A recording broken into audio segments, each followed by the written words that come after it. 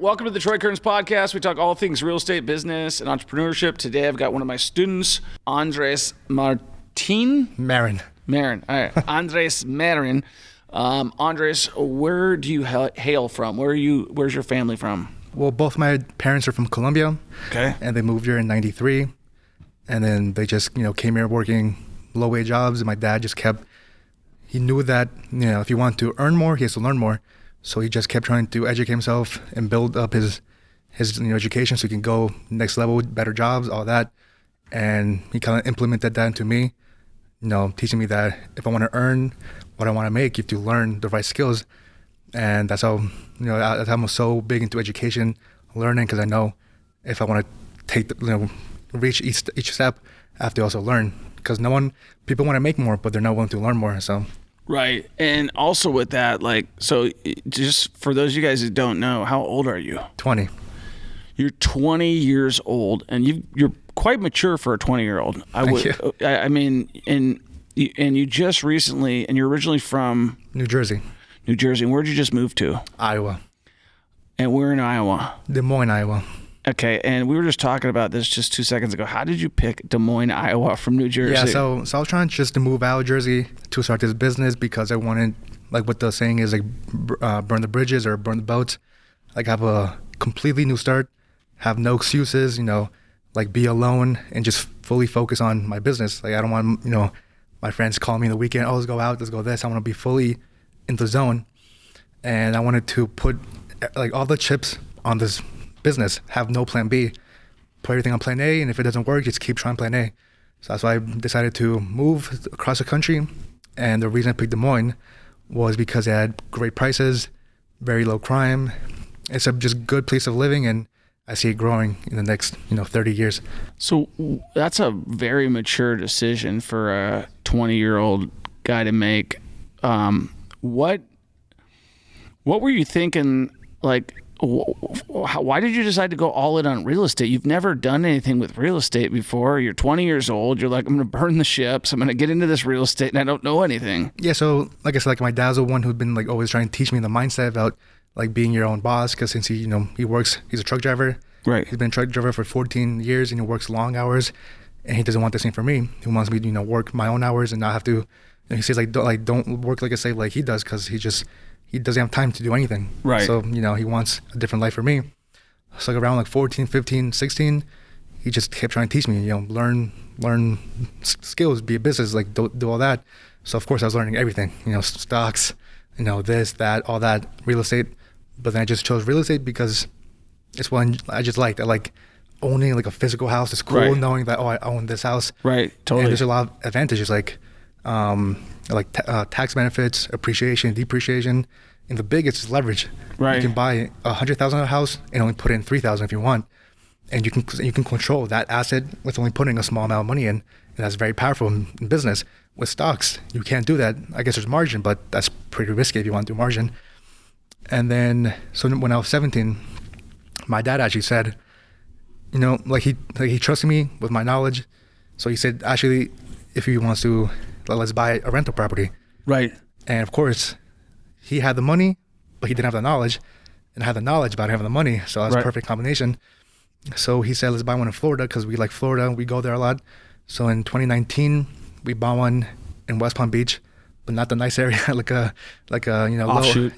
Low income area. Somewhere where I'd buy rentals. Yeah.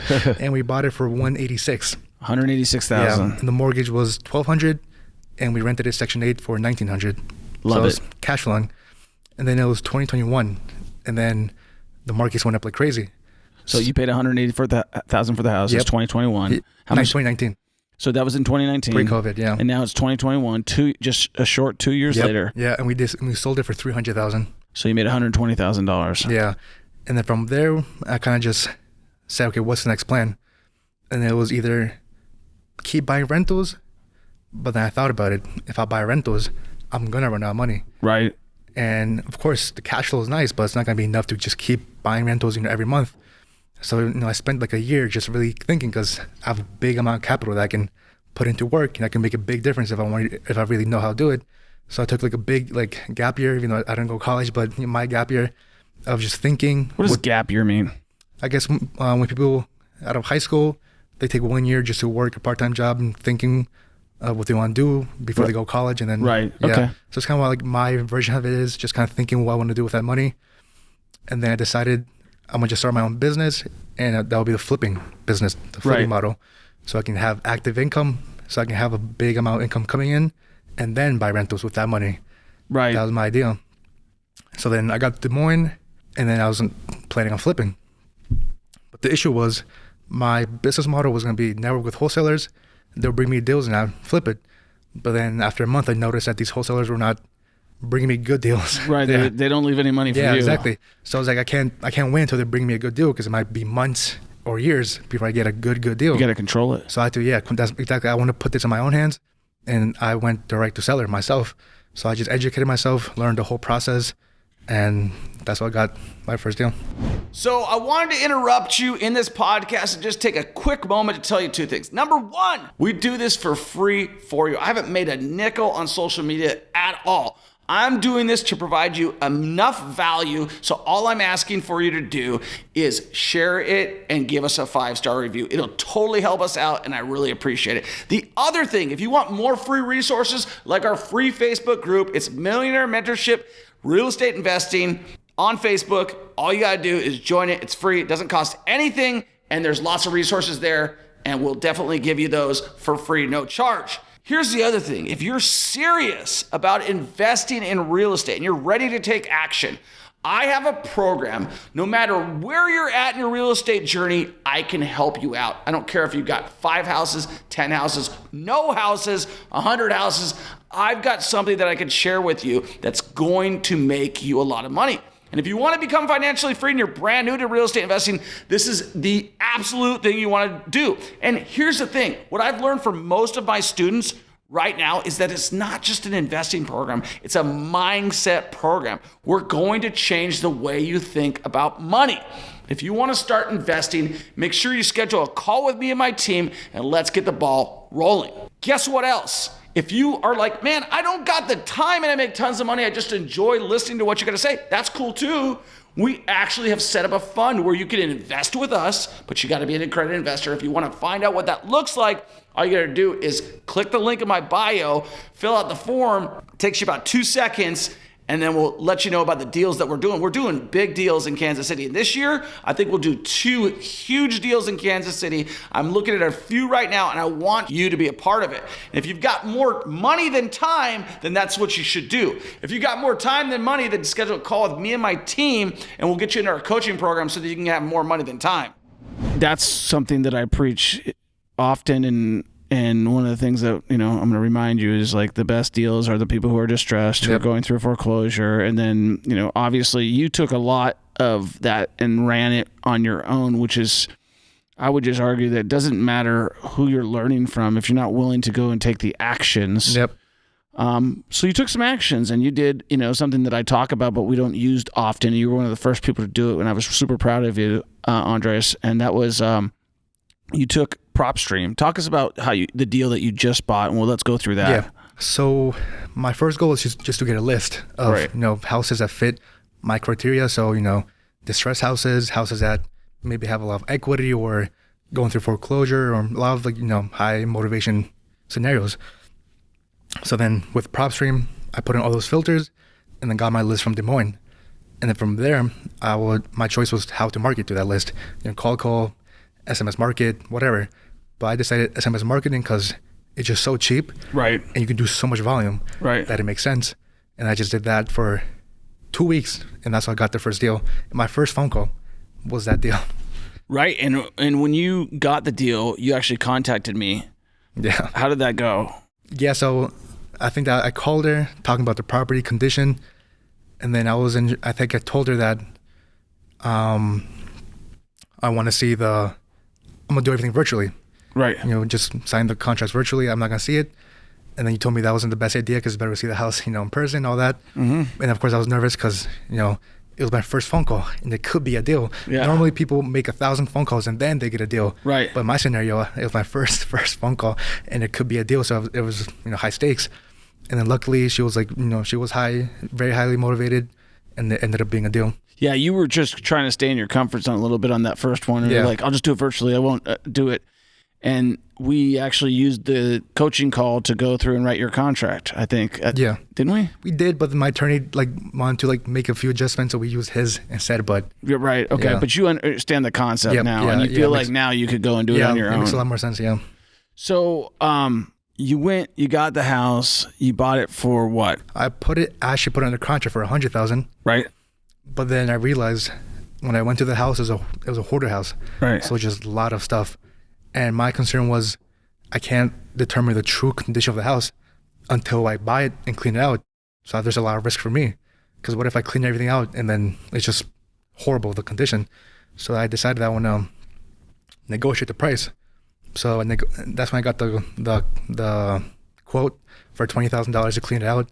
So I kind of used that to help negotiate. I told her, I got this quote for $20,000 to help clean out. I'll help pay $5,000. And then we negotiated down to $85,000, and then that's how I bought it for $85,000. $85,000, and then you were actually planning on using those guys to clean out that, and then you got kind of laughed out of the room by everybody who's done that. Let's talk about that. So you got a bid for $20,000 to clean out the house. How much did you get the house cleaned out for? Probably like $4,000, $5,000. $4,000, and you currently have the property, or you just sold it. It's under contract to sell, so March 3rd. March 3rd is the closing date. That's right. And how much do you have it under contract to sell? $140,000. $140,000. So how much money are you going to make on it? $50,000. Are you pretty excited about that? Yeah, everything went my way. Thankfully, first phone call went to a $50,000 deal, which not a lot of people get on the first. That happens with every one of my students, guys. No, I'm just kidding. So the first phone call led to the deal. You got that deal. What is your next plans? What are your future plans? What are you trying to do? So with that money, just keep reinvesting in the business. So, expand the marketing list, which I did. So I expanded to New Jersey, and I quadrupled my list because there's so many houses in New Jersey. So my list went from 5,000 to 30,000. So I have a lot more volume I can do. I upgraded my SMS subscription. So now I'm paying like $1,400 a month, so more than my rent. But I think it's worth it because I can so much volume I can do. So you're paying more money on your lead source than it costs you to do rent. Which one are you using again? Which SMS platform? Launch Control. Launch Control, and you're using. In addition to that, so you're sending out text message. How many text messages a day are you sending out? Like around 1,500. 1,500 text messages a day, and out of those that are being sent out, how many people are responding to you? Well, a lot of people respond, but not positive, not with positive messages. Are they saying like, "Thanks for sending me this message. Please take me off the fucking list"? Yeah, a lot of bad things. But there's a couple people that say, "Oh, I'm interested, but not now." So I'll put those in a separate list criteria.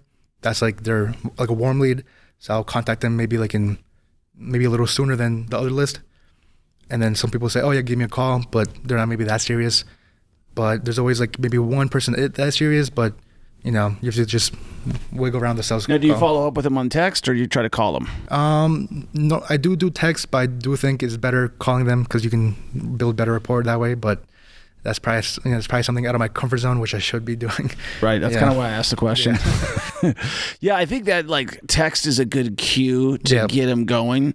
And then once they raise their hand and they show interest, you pick up the phone and you set the appointment. Yep. And you don't have to go and set, you were nervous when you get on the first thing, but anything that anybody who thinks that you're not going to be nervous doing it, doing something different is nervous. Yeah. When you get on a motorcycle the first time, you're nervous. Yeah.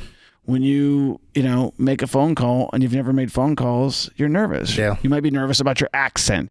You might be nervous about saying the wrong thing. But the thing is, what you do when you talk to people is you ask questions.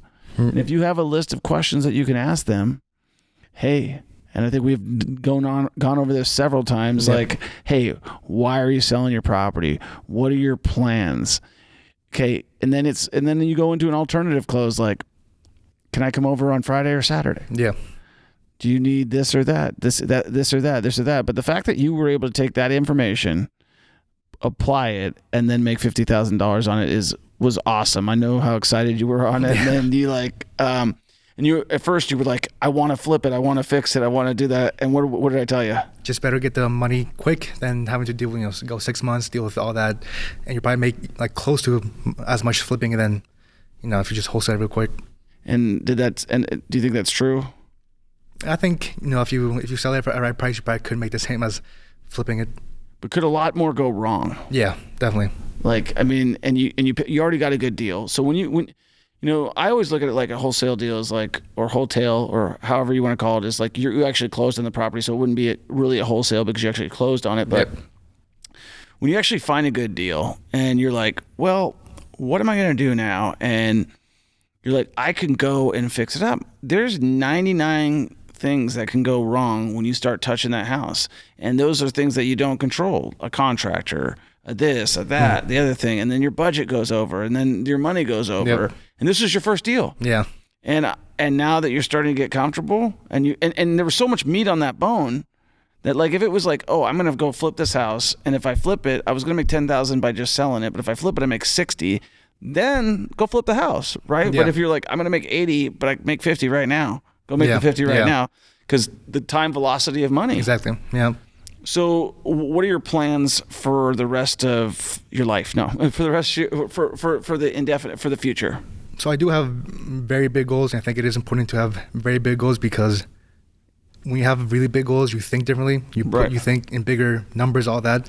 Like if my goal was to make 100,000, I might think too small. I might think, oh, I only have to do one deal a month. Right. And then I might just stop at one deal, might be happy. But if I say my goal is to do $1 million a month, I'll think much bigger terms, and I can go more all in.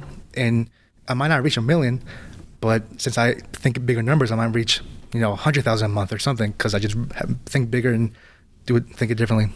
Cool. So what's your goal? Yep. So right now, I have a lot of different ideas, but right now I'm focused on building the wholesaling business and kind of using that as a foundation. Right. To then fund any other projects I want to do. So I want to use that as a foundation and then fund maybe, like a passion project of mine is owning a restaurant because I think I could be very good at service-based businesses because I understand how service should be. Right. That's a passion project. I do want to, I'm interested in luxury flipping. I know you might be not we just toured one this morning. Yeah? Yeah. Really? I know I watched a podcast with Jason Abrams. Yeah, that's who we just toured one this morning with. Yeah, I like that. That's what really got me intrigued about that. Because I know there's a high risk, but high rewards. I'm willing to take that risk personally. Yeah, I mean, listen, I wouldn't do that on your first one. Yeah. I think that, and I even said that in the video today, as like, if you're getting started in this is not, I mean, he's got 25 years of experience, and he did a bunch of cool ones. Well, those videos will actually be coming out like probably pretty soon. We just shot 2 of them. We shot one completely done and the other one like being done. But I do agree that high risk, high reward, but high calculated risk, right? Exactly. And I think that you got to buy it right. Like you take on some of those cool old properties in Des Moines and you're like, hey man, this thing, but there's so much that goes into learning that it's also high risk, big loss, and as young as you are, I'm looking at like a guy like me, and I took a lot of high risks when I was younger. And those were the biggest mistakes I made. Like I bought houses in Vegas where we're at right now when I lived in Seattle. Yeah. And I ended up losing tons of money and tons of time. Yeah. So that's one thing. Like you can take a lot of risks because you're young, but I think you're smarter than I was back then. Like you have a lot of like really good knowledge. But, I was like, well, this market's going up like crazy, and how do I lose? Yeah. How do I lose money? And then I find out that, you are going to lose. So definitely would guide you in that direction. What advice would you have for somebody who's listening right now and maybe they're on the fence because you were on the fence for a while, like you had done stuff with your dad, but this was on your own, and talk about like moving to Iowa, like you wanted to move there because you didn't want to have any distractions, everything like that. Yeah. I mean, you just have to take the leap of faith, honestly. And my way of thinking is that like you only have one life, and I don't want to, like, even if I fail, at least I tried. Right. I can end my life knowing that at least I gave it my all instead of saying, what if, what if I did this? What if I did that? So like if I do fail, whatever, I can learn from that and then do something else. There's always learning experiences. So that's definitely like my main motivation is that, I only have one life and try to, fully reach my potential. So, take whatever risk possible to, take the leap of faith and reach any level you can. Right. And so where do you see yourself like at 45 years old? I'm 45, you're 20. So like in the next, I didn't see myself where I'm at. So I'm just kind of curious where you see yourself. Like I said, I make big goals for myself. Like I see myself making like $1 million a month with every project. I'm only 20. Right. So I have 25 years to make $1 million a month. And I see, like other guys that are in this industry, they make $1 million a month after, 7 years, 8 years. Right. They have 25 years to do it. Right. So I probably could surpass that. But, that's like to some people that might sound crazy, making $1 million a month. But like if we just, see it differently or see how businesses run and how scale things, it could it's just, you see it more possible. Yeah, I mean, Jeff Bezos makes like $1 million a minute. So I mean, like, there's if you don't, like you said, if you don't dream big, you don't do big, and big things don't happen. What about this next year? Where do you see yourself going? What are your goals to kind of close out 2023? So I do think my goal is to do at least a deal a month. That's at least a deal a month. But then hopefully, with every deal I do get, I just keep reinvesting so I can expand the list. Spend more on marketing so I can get more than one deal a month. Right. Like hopefully I can do 3 deals a month, all that. And then maybe like my short-term goal is like if maybe I seem to reach a cap in Des Moines, like it's harder to get more deals, maybe go on to a next market like Minneapolis because it's like only a 2-hour drive, 3-hour drive, and I kind of do that with the Midwest and like set up like a small team, like in Des Moines, like 1-person team. They can just go to the appointments, all that, do the basic things. But I'm in charge of running, the marketing, selling, all that stuff. But that's more maybe 2 years down the line. What about rentals? Oh yeah, so it's definitely important because that's how you build your wealth and get tax deductions, all that. That's definitely more. My big goal is just build as much capital as possible. Just have a big fund, and then from there see if I can go because I'm still young. Right. Like I don't have to retire in 5 years. I can retire in 20 years if I want 30 years. Right. If I was 50, then maybe I'll go into rentals because I need some cash flow to live off. But I'm only 20, and I plan on working, who knows how long. But until like I get like a lot of income coming in, that's when I'll start building my rental portfolio. My only advice on that would be you're going to pay a huge amount of taxes this year, and so maybe you borrow some money to buy some rentals so that you can continue to build capital. You do a cost segregation, and you eliminate that taxes because if let's say you did $300,000 worth of income in flips, you're going to pay $100,000 in taxes. But if you bought rentals, you could almost put that down to zero, and then you made $100,000 more. So that's my only feedback for you on that is just like keep that in your back of your mind because you're gonna when you write that check to the IRS, you're gonna be like, oh boy, I want you to remember like the rentals. Like yes, you've got time, but if you can be more strategical, and I didn't do this stuff right when I started. And so I paid lots of taxes. I mean, I remember years where I paid $300,000 in taxes. Yeah. And then once you figure it out, you're like, oh boy, I better do it this way. And so just keep that in mind. Is there anything else? Oh, yeah, real quick. So talk to us about like, is this the first mentorship program that you've had? So I've been in other courses, but they're more just like, they just give you like the videos and you just watch it through. You never get like you never talk to the person. You just watch those videos. So this is definitely the course that I can actually talk to you. Right. Talk to you, ask you questions, all that. I'm in another mentorship right now with a different guy because I like listening to everyone. You have to. I totally agree with that. Because everyone has different perspectives. And you're not going to hear things sometimes the same way. Yeah. Yeah, that's one thing. Like I try to learn from everyone because everyone has different methods, and you can like see which methods might work for you and just maybe combine this or avoid this because you just see it differently. So I think it's super important to learn from a lot of people. 100%. I couldn't agree more. I talk about that in golf all the time. Is like sometimes you just got to get a different coach. Yeah. Because like you might grow stagnant. You might be hearing the same person and you don't hear them anymore. They might be saying exactly what you need to hear. Yeah. But you got to go to somebody else just to hear it a different way. And then, you get somebody, and I think you should have multiple coaches if you want to get good at stuff. Like there's like not. If you're Michael Jordan, you don't just have one coach. You've got like all sorts of people trying to help you get it. I've got multiple coaches that I have helping me all the time with things that I'm trying to get good at. And then sometimes you got to like, And then you got to be real careful about who you hire as your coach, because a lot of times there's guys who don't even know what they're doing who teach you. Yeah, and it's tough, especially if you're a beginner, because you don't know who's right or who's wrong. So you might learn from someone who's wrong, and you've been learning for 5 years straight from someone who doesn't know what they're doing. Right. So especially as a beginner, it's definitely hard to know who you can trust. What is your favorite thing about real estate? First is probably the money, but second, just it's kind of cool just having like a physical legacy you can like leave behind. You know, like I have 100 houses or 1,000 houses that I can go touch, see people living it, that, you know, I can help the community improve houses. So that's one thing I like a lot. Yeah, and then one of my favorite things is knowing that, like, when they're working, they're almost working for you, because they have to pay you rent first to because the house is the most important. Like, you're paying for a rental right now, right? Yeah. You're living in a rental property. Are you planning on buying your house this year? No, I mean, I don't know, because since I don't know, like, if I'm probably going to be moving a lot around the country, so probably don't know when I'm going to buy a house. Maybe that's your first rental. Maybe, yeah. Yeah, maybe I can buy a fix and flipper, live in it, and then when I move out, just leave that as a rental. Maybe. Yeah. Right? Yeah. So tell me real quick, just to kind of wrap things up, where did this restaurant bug come from? So since I'm always, like I say, like I think I can do a very good job with service-based industries like hotels, restaurants, all that. Why do you say that?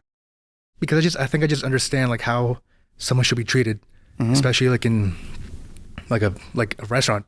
Because I have good experiences and bad experiences, and it's like so easy to make a good experience, go above and beyond, right? You know, but majority of restaurants don't do that. They just give you the like average, right? You know, but like for me, like I go above and beyond. If something goes wrong, I want to fix it. Where they say, man, they fixed this and more. Look at that. I'm gonna come back because look at that. But some restaurants, they might do something wrong, and then whatever, they don't care about you. They might say, just, you have to pay for it still.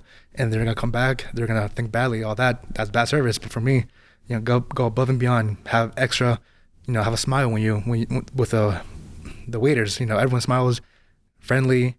If something goes wrong, go above and beyond. Sometimes like maybe give a free dessert and say, if you enjoy this, leave 5 stars, like a review, like go the extra step that a lot of people just don't do. Have you worked in the restaurant industry before? Never. Okay. Well, I spent 8 years at Red Robin as a server, and I could tell you, yeah, you're right. I mean, it doesn't take that much to make a good experience, and you can tell when you have a bad experience for sure. Yeah. So what kind of food will you be serving at your restaurant? So I'm either in between like doing a Colombian restaurant, because my parents are Colombian, so having like a good Colombian restaurant. And it's funny because my dad's a good, super picky eater. And so I always make jokes. I want to make my own restaurant so you can finally have a good restaurant you can eat at. But another option is like going like fine dining, like super high-end dining, so I can charge, you know, good prices. And since I know how to provide that value, it'll be worth it for people to pay those, you know, those meals. So I'm in between those. But either end, like I'll still do like the pricing above average, because I have higher margins, but I know like how to provide that value that makes it worth it. Well, I think your dad's proud of you. He's probably, it sounds like you're highly educated. You never went to college, right? Nope. And he definitely stressed that you get an education. Where does all this learning come from? Just books, YouTube, mentorships. Awesome. Just that, yeah. Awesome, man. You're here today. There's a couple people that you're super excited to learn from. My good buddy Casey Ryan. I think he's going to blow your hair back. Yeah. And appreciate you coming on, brother. Thank you, Troy. All right, man. If you guys liked what Andres has to say, then make sure you give us a 5-star review. And if you are interested in getting outside your comfort zone just like he did and making $50,000 on your first flip, then all you got to do is sign up for a coaching call and we'll walk you through how to do it. And I tell you what, there is much more in Andres' future. If they want to follow you, how do they follow you? I actually deleted all my social media because that's how determined I am to go have no distractions. But if you want to give me a text at 515-333-7575, nice and easy number, you can text me there. All right, text him, and I think that's a good thing. Delete all your social medias. Yeah. If I didn't have one, I'd delete it. I'm with you 100% on that program. So we'll check you on the next one. All right, peace. I hope you enjoyed this podcast. Make sure you give us a 5-star review. Make sure you subscribe. Make sure you share this podcast with a friend, and make sure that you schedule a call with me and my team. We have the Millionaire Mentorship program. This is for newbie and advanced investors to get started investing in real estate. And if you're listening to this podcast right now, that's exactly what you want, right? You want to learn how to invest in real estate. It's changed my life. It can change your life. And we have a program that'll help you get your first or next investment property within the next 90 days, or I'll pay you $1,000 cash and you don't pay. Guess what else we're launching? We're launching a fund. And if you're interested, I'll include a link in my bio to this fund where you can actually invest with me on a lot of the properties that we're in. In fact, I'm in one of my properties right now in downtown Kansas City, in a building that I bought using my own money, but I started with just one property, and you can do the exact same thing that I did, but you got to get started. You got to take action. So whether you want to invest with me in my fund or whether you want to schedule a call with my team, both those links are in the bio, and we'll see you on the next one.